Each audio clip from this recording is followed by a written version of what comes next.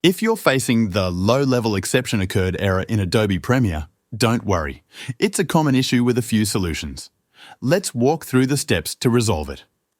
First, try adjusting the renderer settings. Go to the File menu, select Project Settings, and open the General tab. In the Video Rendering and Playback section, set the renderer to Mercury Playback Engine software only. This option helps optimize playback and can reduce errors caused by hardware compatibility issues. Next, clear your media cache. Head to the Edit menu, go to Preferences, and select Media Cache. Click the Delete button to clear old files. This clears out temporary data that might be causing problems. Another option is disabling hardware-accelerated decoding. Go back to Edit, open Preferences, and select Media. Uncheck the hardware-accelerated decoding option, then click OK.